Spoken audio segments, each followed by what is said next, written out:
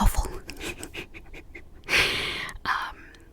And yeah, I also struggle. I struggle with my like view of myself, my body, my image, and I very often don't like how I look on camera.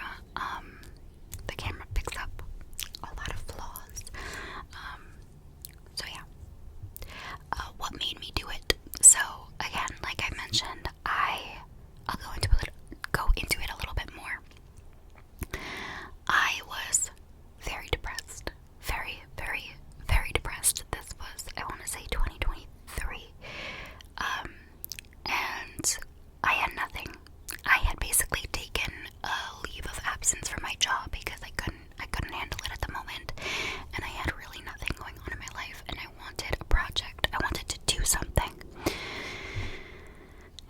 And so I decided to try, and here I am. Do I have any inspiration or advice? Yes. Okay. First things first. When you post, first of all, you don't need a mic. You actually really don't. You can use your mic from your iPhone, and it's perfectly fine. And you don't need a professional camera. You don't. But when you post your first video, I have found that so many people will get a lot of views posting their first video and trying ASMR for the first time. They'll get like a bunch of clicks because that intrigues people, like, oh, let's see if she's good. So, my biggest regret is not doing that for my first video and just jumping into it. I've seen so many people launch their YouTube channels by just posting their first video saying, trying ASMR for the first time.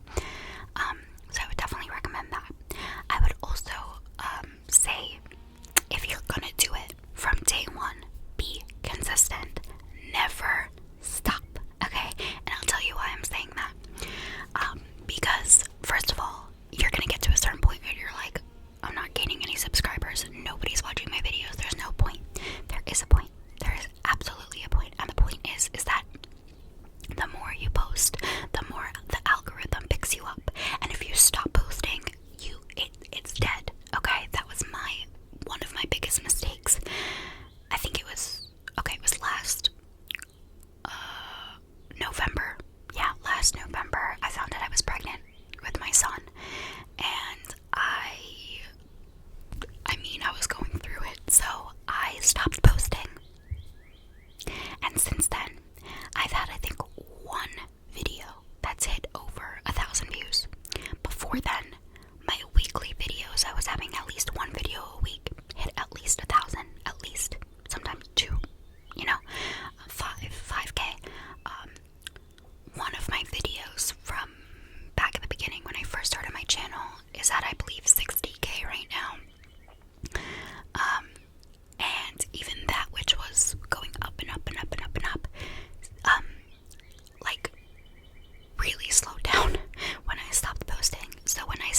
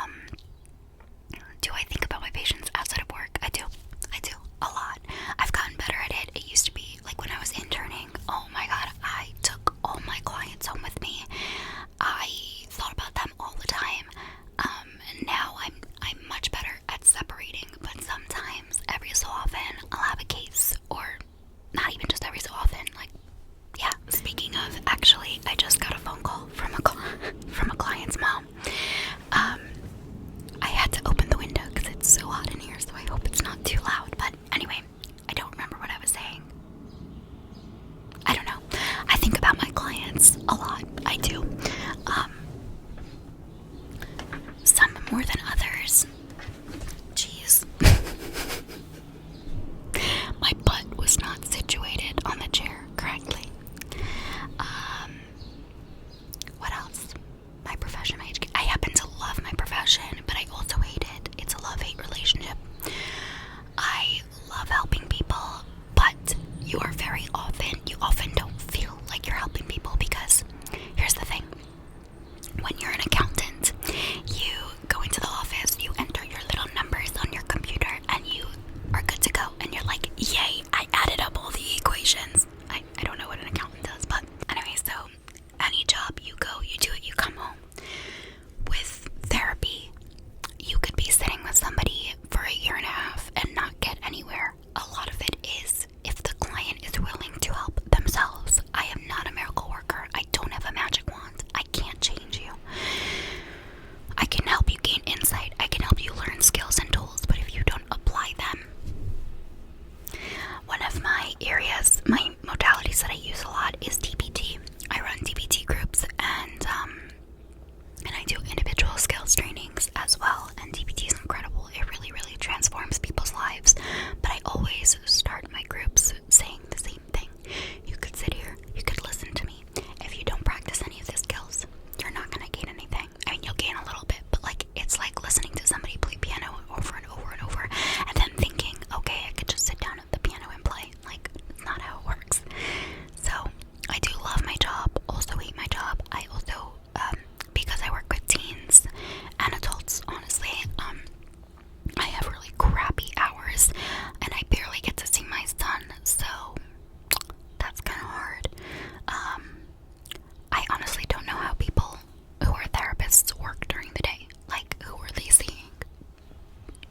I mean, I guess, like, stay-at-home moms. Who else? I don't know, I'm trying to think. Retired people. I don't know. Anyway, okay, let's move on. But thank you for your question. Okay. No, please, 869 as favorite ASMR artist. I did write that. I did say that already, but I will give you credit. And hi, thank you for your question. Okay. Stefu asked what made you start ASMR. So again, I did go into this, but really I just wanted a project and I wanted to do something I loved. I was really struggling at the time with this idea that, like, why did I go into becoming a therapist? I hate it. I don't like it. It's too draining. It's too taxing. I don't have the energy for people all the time. I wanted something that I could do by myself in my own home. And so I was like, okay, if I could turn this into something, I may as well try. We'll see. And then, let's see, hold on. I think this is the last question. This is from STTDR. Stutter. How did you come up with your name? Okay, so, I do get this question actually quite a bit. The reason or way that I came up with my name was, again, I was in a pretty dark place, and I was looking for connection. I was looking for something to make me feel less alone. And when I watched other ASMR artists, I felt less alone, which is totally insane. And so when I was thinking about names for my channel, I came up with ASMR for the Lonely because that's what I felt. I felt really lonely, and I wanted to help others who were feeling lonely. And thus the channel was born. And that's pretty much it. I am quite happy with my name. I've never once wavered in it, which is so interesting. I'm quite flip-floppy. I can tend to make a decision then be like, wait, no. But I really like my channel name. I think it fits the vibe, and